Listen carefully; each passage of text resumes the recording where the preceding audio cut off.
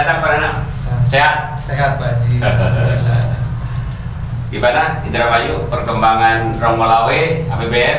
Alhamdulillah Pak Haji, sampai hari ini masih eksis dan masih diterima masyarakat Kicomania. Masih diterima. Itu Indramayu dulu yang pakai tab sistem penilaian barcoding.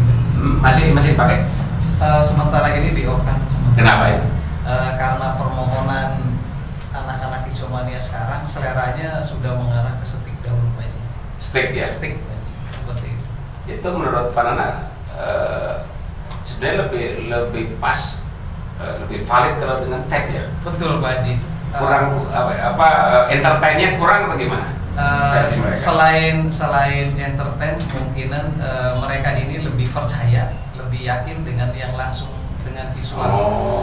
Kelihatan pada saat dia burungnya ngekek ada stick yang kelihatan seperti itu Pak Haji. Jadi ada entertainnya lah ya. Kalau tab kan nggak tahu ya. Iya betul Pak Haji. Betul Pak Haji. Padahal kalau saya ciptakan bahwa barcoding ini betul-betul dengan angka digital yang sangat pasti Pak Haji, sangat pasti. Sekarang muncul kebanyakan dengan penilaian dengan stick juga banyak hal-hal yang ironis ya, ketika di lapangan. Tapi mungkin ini ya sudah jadi alamnya, masanya. Kemauan Pak Haji. Kemauan Kicomania Lovebird sekarang memang seperti itu. Saya ikuti aja dulu. Karena hanya pelayan, jadi mengikuti yang mau datang, selera mereka ya. Selera mereka Pak Haji. Ini lovebird di daerah lain sudah agak sedikit terpuruk Pak Nana. Oh gini Pak Haji. Alhamdulillah Indramayu masih bagus Pak Haji. Iya. Karena harganya juga lumayan turun drastis. Jadi Indramayu masih stabil. Sama Pak Haji. Kalau dari batasan harga masih sama, semuanya turun. Turun kalau harga, tapi di kandang masih ramai. Masih ramai Pak Haji. Masih ramai. Alhamdulillah di semua EO saya lihat, saya analisa masih bagus. Masih bagus Pak Haji. Iya. Kalau daerah lain ada batasan poin. Sama Pak Haji. Oh, sama juga Pak Haji. Ya, dengan menciptakan berbagai variasi batasan poin biasanya itu. Ada yang restart dan macam-macam Pak Haji. Iya. Pak Nana, yang menang filosofi dari sebuah lomba itu sebetulnya cari yang terbaik ya. Betul Pak Haji. Ini dibatasi sebenarnya, ya mohon maaf ini para penggemar lagu gimana ya, kan harusnya lomba itu cari yang terbaik. Cari yang terbaik Pak Haji. Jadi kalau dibatasi poin siapa dengan diundi sebenarnya. Iya. Jadi ngapain ngurus ya? Betul, begitu ngekeknya panjang malah kebakar. Itu menurut Vanana psikologis dari para pemain lagu gimana ya? Di awal ada lucu kan? Lucu Pak Haji, lucu. Di awal-awal memang selera Kicomania ini dengan sistem penilaian pembatasan poin ini pro kontra Pak Haji. Pro kontranya pasti di antara mereka ada punya yang memiliki burung-burung kualitas biasanya sangat menolak dengan pembatasan poin. Ya karena tadi Pak Haji sebutin bahwa burung jagoannya selalu sering menemukan poin-poin yang di luar batas biasanya, melebihi dari batas maksimumnya. Ini yang paling utamanya Kicomania yang di bawah standar biasanya memungkinkan banyak peluang Pak Haji untuk menang ya. Karena yang itu kebakar Pak Haji. Iya, maksud saya kan yang namanya filosofi dari sebuah lomba itu kan cari yang terbaik gitu. Betul Pak Haji, betul. Begitu terbaik malah dia kebakar. Menurut saya mungkin saat ini penggemar lovebird karena senang sudah mendarah daging dengan lovebird sepertinya. Benar. Jadi bukan masalah terbaik atau enggak, karena terbaik pun bisa kalah. Betul Pak Haji. Betul Pak Haji. Bahkan saya analisa perkembangan di lapangan sekarang lomba burung lovebird khususnya Pak Haji, saya anggap sebagai permainan Pak Haji. Ya bukan lomba saja. Tadi kalau Pak Haji unsurnya lomba, maka unsurnya yang terbaik. Iya. Yang paling bagus, yang paling istimewa. Tapi sekarang saya anggap sebagai permainan. Yang namanya permainan tidak selamanya orang pintar selalu menang Pak Haji. Yang paling hoki yang bejol ya. Hoki, iya betul, hoki Pak Haji. Jadi cari yang hoki berarti. Cari yang hoki Pak Haji. Berarti nggak usah rawat-rawat bagus-bagus. Betul. Tapi kalau bagus nanti kebakar. Makanya Pak Haji.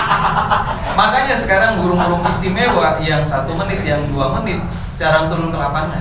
Percuma Pak Haji kalau bisa menang. Itu berimbas kepada harga lovebird gak jadinya? Termasuk Pak Haji. Jadi dulu kan lovebird itu bisa 200 juta, 100 juta. Sekarang percuma juga, yang mahal kebakar. Betul. Jadi pasaran paling berapa sekarang? Pasaran sekarang saja Pak Haji saya sering secara tidak serius Pak Haji, iseng-iseng saja. Kadang-kadang menanyakan burung-burung lovebird yang 1 menit Pak Haji ya.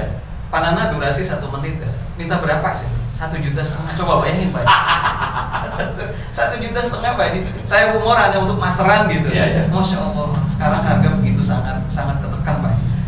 Karena gini, itu kan saat ini yang dihitung di pertimbangannya itu kan di ngekek ya. Betul. Ngekek itu sebenarnya bukan tidak sebenarnya. Betul. Bisa kalau seandainya pengumuman lapak itu diarahkan agar lapak itu yang dibikin, di master biar ada irama lagu apa, kira-kira memungkinkan nggak menurut Anda? Memungkinkan Pak Haji, memungkinkan. Karena yang namanya dunia hobi akan selalu berujung kepada kebosanan Pak Haji.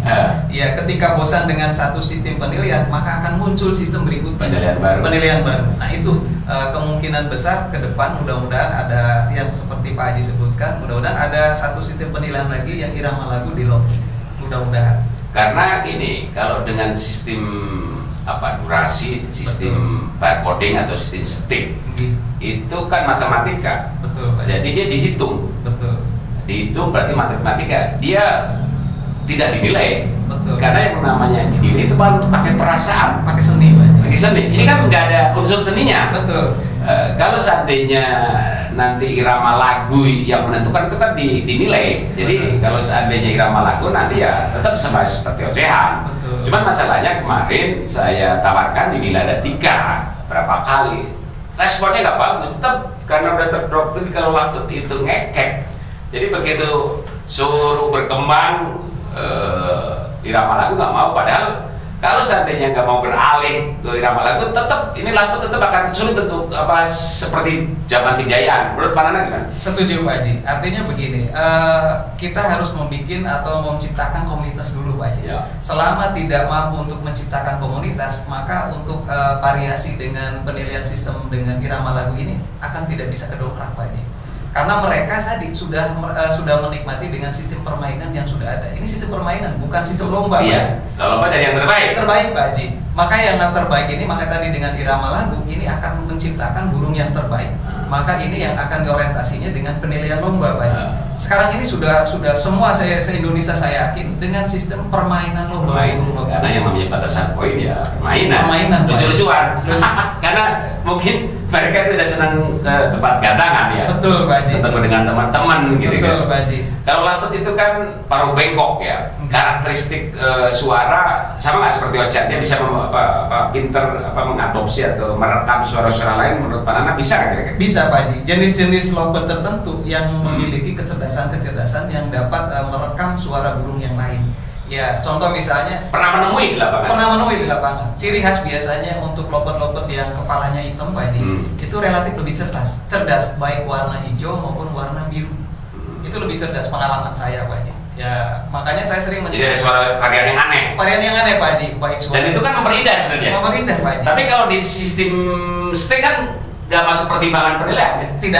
Tidak ada segi pertimbangan plus gitu Pak Haji. Ya, kadang yang dihitung hanya ketukan. Monoton sebenarnya ya? Monoton Pak Haji, betul. Ya, nanti kita coba lagi. Semoga penggemar Lagbet menerima.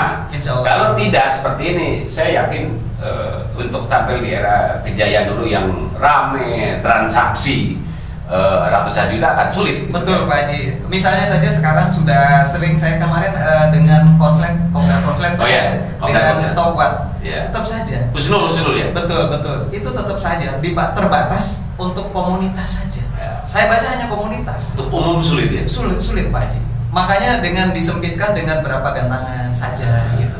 Itu sulit untuk kolosal seperti zaman dulu itu sulit. Kalau tidak diangkat dengan terlalu eksklusif mereka. Terlalu eksklusif Pak Haji. Ya, oke lah dengan kalau saya nilai secara keseluruhan boleh, tapi lihat pesertanya. Komunitas dibatasi gitu Pak. Dibatasi, tidak untuk umum. Makanya nggak bisa untuk diangkat kolosal, susah. Iya, makanya saya pengen berharap sekali ke depannya bisa untuk dengan sistem ya, semoga nanti bisa diarahkan ya. Amin. Kita bicara tentang murai batu. Pak Nana juga sebagai Ketua Perwira BPN, gimana perkembangan para penangkar Indramayu gimana? Alhamdulillah Pak Haji, Indramayu sudah 189 anggota Pak Haji. Walaupun yang aktif belum semuanya Pak Haji, karena perjalanan peternakan selalu akan dihadapi dengan dilema cuaca kadang-kadang. Cuaca yang sekarang sudah tidak menentu Pak Haji. Seharusnya sudah mendekati musim kemarau, sekarang masih banyak hujan Pak Haji. Makanya banyak kegagalan dalam saat itu sudah panen. Indramayu panas mempengaruhi? Pengaruh Pak Haji, pengaruh sekali. Kalau saya ibaratkan yang terdaftar di APBN hanya 189. Indramayu itu sejak 2009 peternak itu sudah hampir 60 tahun 2009 Pak Haji. Ya, jadi kalau dihitung secara semua yang tidak terdaftar dalam APBN, saya yakin lebih dari 200 penangkar Pak Haji. Setelah pakai ring APBN, gimana komentar para penangkar yang trotolannya pakai ring APBN itu mempengaruhi penjualan atau gimana? Alhamdulillah Pak Haji, sampai ada cerita apa ini? Sampai saat ini semua anggota yang aktif dan masih produktif burungnya menikmati dengan keanggotaannya. Karena dengan sendirinya begitu menjual trotolan atau hasil ternaknya dengan ring APBN, dia lebih mudah Pak Haji dalam pemasarannya, baik menentukan harga maupun menentukan pangsa pasar. Karena zaman sekarang sudah tidak aneh lagi Kicau Mania mencari burung murai batu yang ring APBN seperti itu. Sudah lumayan yang cari. Sudah lumayan Pak Haji. Sudah lumayan. Artinya bisa mendongkrak angka standar Pak Haji. Ya, angka standar jual untuk trotolan itu sudah aman. Kalau harga sebenarnya sulit dibikin standarisasi harga, itu sebenarnya tergantung kualitas. Oh iya, betul. Tergantung kualitas. Jadi betul. Orang mau jual 500 nggak laku ada, tapi orang mau beli 10 juta inden juga ada. Ada Pak Haji. Karena kan kalau bahasa Jawa norgo norupo. Iya betul. Kalau bahasa Indonesia ada harga, ada kualitas. Kalau di Indramayu mungkin orang jual termurah berapa yang pernah transaksi mahal untuk trotol itu sekitar berapa tuh? Untuk di luar anggota Pak Haji ya, untuk umum saya pernah mendengar angka penjualan trotolan ini sampai angka 950 Pak Haji. Iya 950.000 Pak Haji, satu ekor. Termurah Pak Haji. Non APBN. Kalau APBN APBN rata-rata untuk anggota masih ngejual minimal 1.500.000. Iya.